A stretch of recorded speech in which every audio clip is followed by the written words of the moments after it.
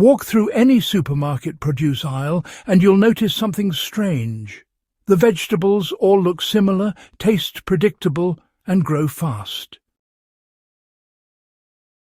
What you don't see are the rugged, nutrient-dense, climate-proof vegetables that once fed civilizations through droughts, floods, pests, and poor soil. Those crops didn't fail. They were sidelined. And once you understand why, you realize how much power was quietly taken out of the hands of everyday growers. This story isn't about nostalgia. It's about resilience, independence, and why some of the strongest vegetables ever grown rarely make it onto modern seed racks. So, why did these vegetables vanish from modern fields? Well, it's a story shaped by changing priorities and, honestly, the demands of modern farming. You see, big agriculture really thrives on uniformity. Crops need to ripen all at the same time, tolerate long shipping journeys, fit the machines that harvest them, and, of course, look just about identical on store shelves. But vegetables that grow unevenly, have those deep roots, come in all sorts of shapes, or need a longer harvest window. Well, they just don't fit into that system. They're seen as unprofitable oddities, left behind as the world moves on. You know, many traditional vegetables are incredibly tough. They tolerate poor soil, resist pests naturally, survive frost, and bounce back from stress, even when conditions are, well, less than ideal. But here's the thing. They don't always mature on schedule or look perfect. That made them unprofitable for industrial systems, even though they were absolutely perfect for home gardens. So, unfortunately, they were labelled outdated, unproductive, or just plain inconvenient. And bit by bit, they slowly disappeared from commercial circulation. Unlike modern hybrids bred for speed, older vegetables evolved strength through exposure. Their genetics were shaped by droughts, floods, pests, and, well, neglect. That stress built resilience into the plant itself. These vegetables often develop deeper root systems, thicker leaves, and stronger immune responses. They don't rely on chemical protection because they were never designed to need it. Calling them stronger than GMOs isn't about yield per acre. It's about survival per season. Many forgotten crops thrive in conditions that stop modern varieties cold. Skirret, for instance, grows in waterlogged soils, while sea kale, well, it thrives in salty coastal ground. Perennial leeks return year after year without replanting. And, you know, good King Henry produces edible leaves in early spring, when little else grows. These plants were staples, not because they were fancy, but because they were reliable. When weather turned unpredictable, they just kept producing. In a changing climate, that reliability, well, it matters more than ever. When vegetables are bred for size and speed, nutrient density often drops. Many older vegetables are far richer in minerals, fibre, and phytochemicals.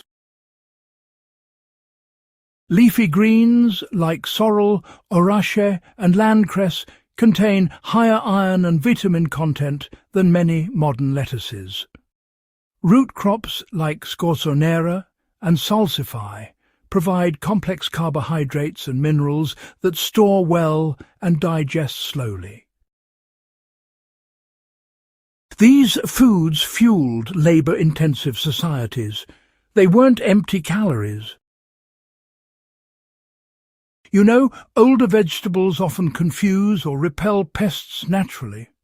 Their bitter compounds, thick leaves, or even those irregular growth patterns, they all disrupt insect-feeding cycles. Modern crops, which are bred for sweetness and tenderness, are just easier targets. That's why chemical inputs, well, they became necessary. The problem wasn't really the pests. It was honestly weakened plants. By returning to these tougher varieties, many gardeners discover they no longer need sprays at all. You know, annual crops need to be replanted every single year, which honestly keeps farmers tied to seed suppliers. Perennial vegetables, on the other hand, well, they do the exact opposite. You plant them once, and then they just keep producing for years and years. Perennial kale, walking onions, Turkish rocket and Caucasian spinach, these are just a few examples that, amazingly, come back season after season. These remarkable plants reduce labour, improve soil structure, and help stabilise yields. But from an industrial perspective, they can be pretty inconvenient. Yet, for a gardener, they really represent a kind of freedom. You know, the biggest reason these vegetables were buried wasn't yield, it was independence. Traditional crops could be saved, shared, and adapted locally. Seeds were passed through families, not corporations, and over time this decentralized food power made centralized control impossible. Hybrid and patented seeds reversed that. Uniformity replaced diversity, and, well, control replaced resilience. You know, forgotten vegetables didn't disappear because they failed. They disappeared because, well, they empowered growers. These days, weather patterns are becoming erratic, input costs are rising, and soil health is declining. And honestly, these are the exact conditions older vegetables were built to handle. They grow slowly but steadily. They feed soil life instead of draining it. And, yeah, they produce without constant intervention. For gardeners focused on food security, these crops are not curiosities. They are solutions.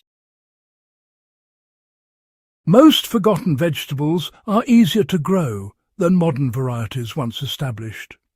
They prefer organic, matter-rich soil and minimal disturbance. Start small. Introduce 1 or 2 varieties. Let them settle. Observe how little they ask from you. The reward, you know, is a garden that works with nature instead of against it. These vegetables, well, they survived plagues, wars, and climate shifts. They were pushed aside by economics, not evolution. Bringing them back isn't rebellion, it's restoration. If this opened your eyes to what your garden could become, go ahead and subscribe to Nature's Blueprint. Share this with a fellow grower and help revive the crops that were never meant to disappear.